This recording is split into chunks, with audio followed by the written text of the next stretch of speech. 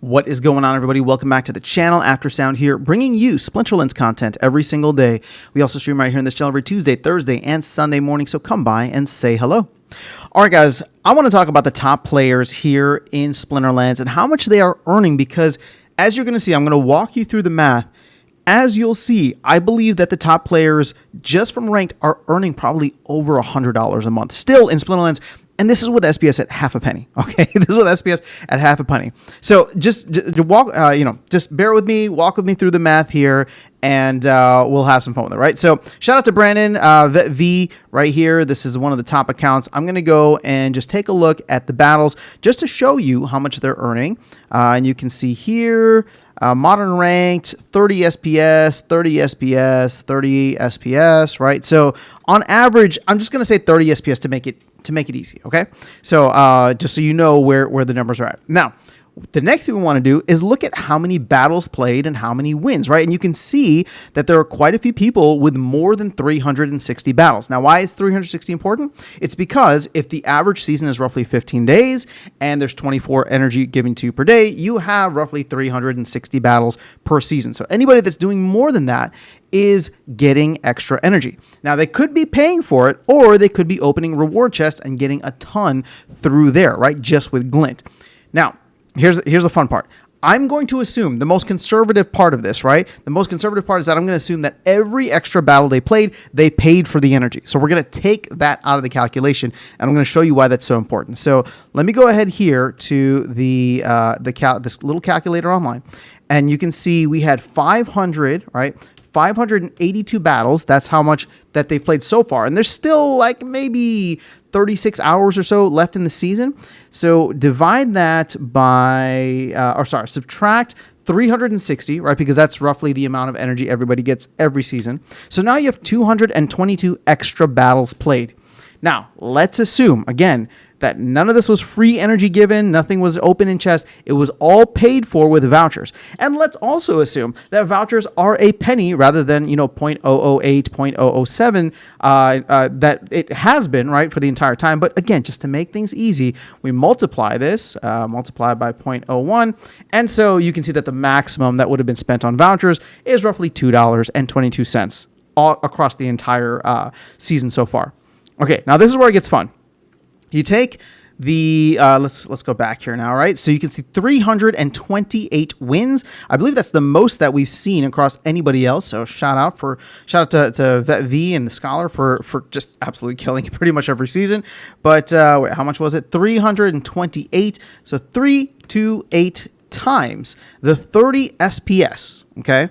30 SPS. Now, this is where we're at so far, right? But you multiply this, almost 10,000 SPS. So you multiply this by 0.005, which is the current value of SPS, and you can see that they've already won. He's already won $50 worth of value. Now, yes, you can take away the roughly $2.22, right, from the vouchers so far, but again, there's still like 36 hours left and probably more wins, more SPS for this account to win. So I'm just going to round up and say $50 a season, 2 seasons a month. At this point in time, it is still crazy to me that people at the top levels of the game can earn $100 a month. Profit, right? Profit. And again, I know that there's probably some, there might be some rentals in there from SPS. There might be some other things. And maybe if Brandon wants to share some of that, he can. But SPS rentals, right? But if you're just playing the game and you have the assets in the game or are good enough within the game to be able to play with whatever assets and play it at a top level and earn that much SPS, I mean, $100 is $100, right? I don't care who you are, where you're from, what your background is. Like $100 playing a game per month is still a big deal. And might I remind you, this is going to be the third time I'm going to say it. This is with SPS at half a penny.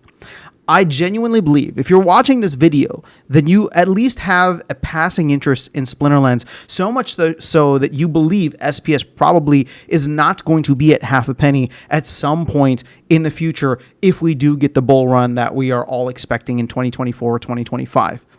And if it's going to be significantly higher, right, significantly higher than where we are at right now at half a penny, I mean, these numbers could start to look really stupid because we're talking about somebody making $50 a month, right? $50 a season, or let's just go up $100 a month at half a penny.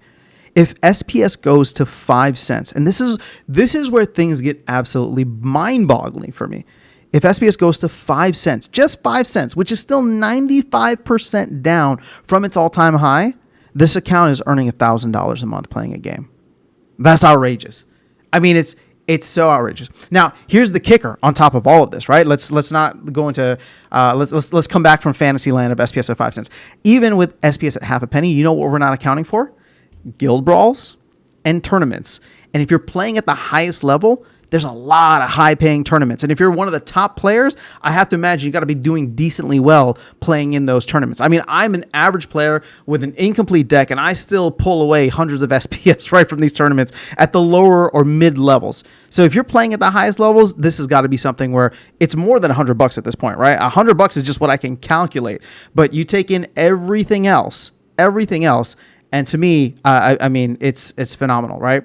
Not to mention, the last thing is if you get that SPS, it's automatically coming in staked, which means you're earning more SPS on top of that and earning vouchers, right? So it's like all this stuff is just coming into play. Now, what's going to be interesting to see, and I use this as a disclaimer for several other videos as well, because I know we are going to have a massive shift once vouchers are no longer available for energy, right? I even made a video talking about that specifically.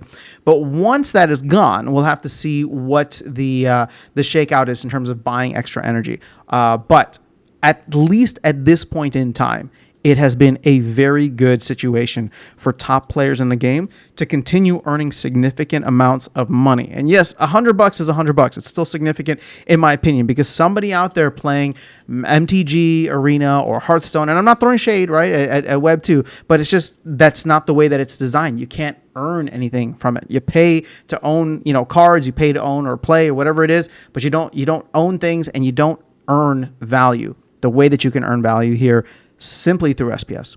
So just want to point that out, especially for all the bears out there, for all the people with, the sentiment hasn't been great, but you can still see that there are people cleaning up because they believed in the system, they believed in the project, they believed in what's going on. And on top of that, they're pretty damn good at the game, right? So it takes a little combination of both. But that is all I have for you guys in this video. Let me know your thoughts in the comments below. Otherwise, I'll catch you all in the next one and see you around the game. Take care.